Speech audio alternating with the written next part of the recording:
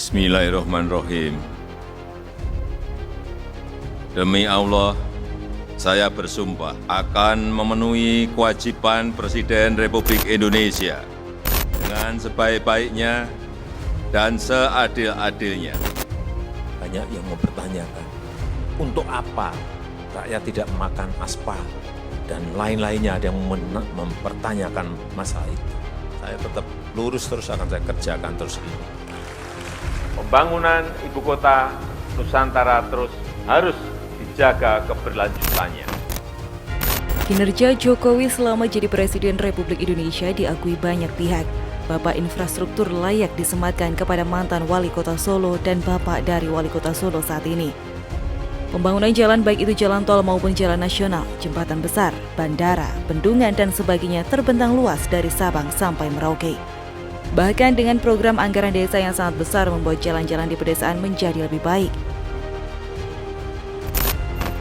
Fondasi dalam kita bersaing dengan negara-negara ini harus mulai kita tata dan kita bangun. Karena ke depan bukan negara kecil, bukan negara besar mengalahkan negara kecil, bukan. Bukan negara kaya mengalahkan negara miskin, bukan. Pertarungannya adalah, kompetisinya adalah negara cepat itu akan mengalahkan negara yang lambat. Dan untuk cepat itu dibutuhkan fondasi-fondasi. Inilah yang sedang kita kerjakan. Satu, infrastruktur. Ini mungkin baru terasa nanti 5 tahun atau 10 tahun yang akan datang.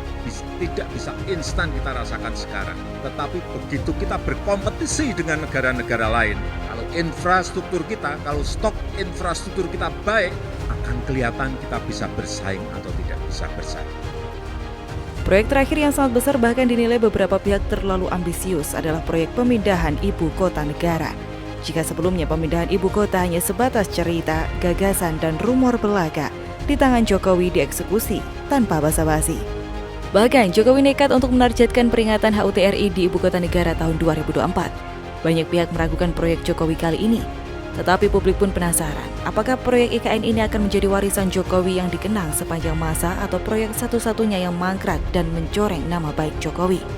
Nah, ibu kota negara baru termasuk sebagai salah satu strategi untuk supaya pusat pertumbuhan dipaksa keluar dari Jawa. Dan tentu dalam hal ini juga kepentingan strategis.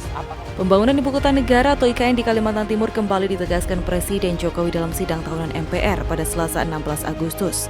Ia ingin pembangunan IKN terus berlanjut.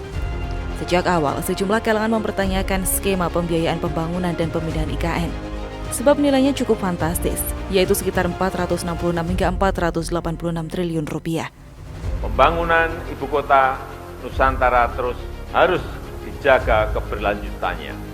IKN bukan hanya untuk para ASN, tetapi juga para inovator dan para wirausahawan.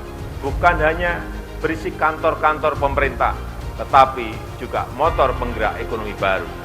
Bukan kota biasa, tetapi kota rimba dengan pelayanan pendidikan dan kesehatan kelas dunia.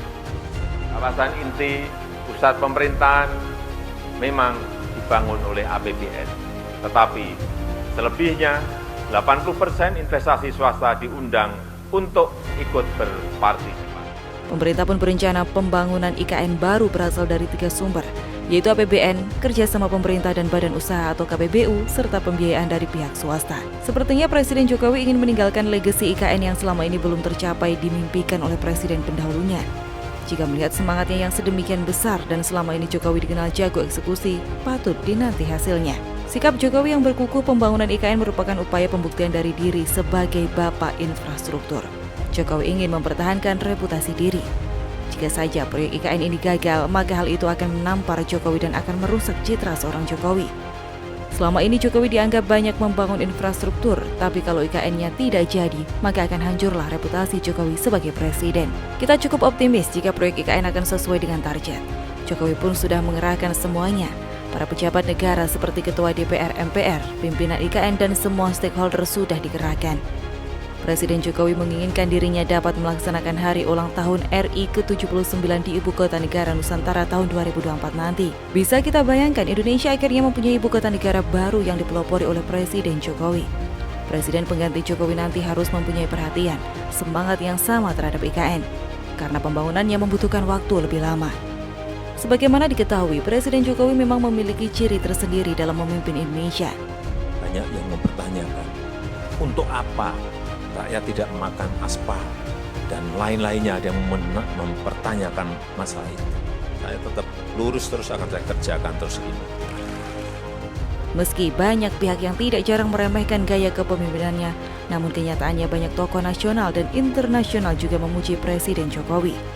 Seperti pujian dari Profesor Singapura Kishore Mahbubani, yakni salah satu dari 50 pemikir dunia terbaik versi majalah Prospek pada tahun 2014. Dalam artikel berjudul The Genius Jokowi, Kishore Mahbubani berpandangan bahwa Presiden Indonesia itu telah membentuk model pemerintahan yang baik. Pujian juga datang dari tokoh-tokoh dalam negeri. Menteri Koordinator Bidang Maritim dan Investasi Luhut Binsar Panjaitan salah satunya.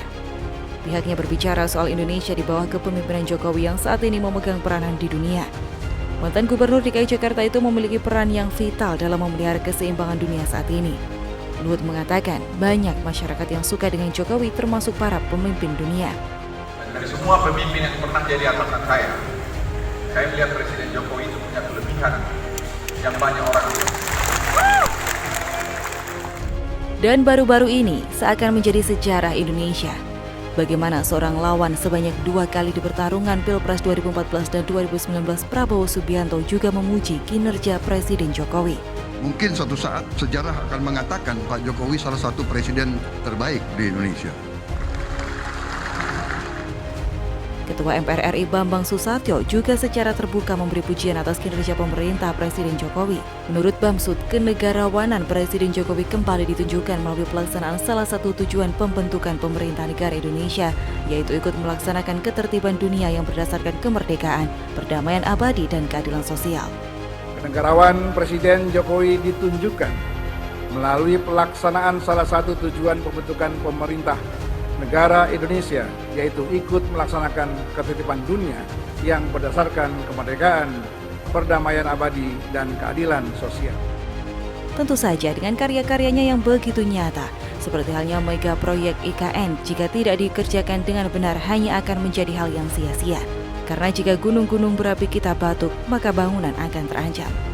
Sepertinya hanya itu opini dari saya. Mimpi-mimpi Jokowi di atas termasuk mimpi untuk menjadi presiden harus kita apresiasi. Semoga saja IKN bisa terwujud sesuai dengan target dan rencana.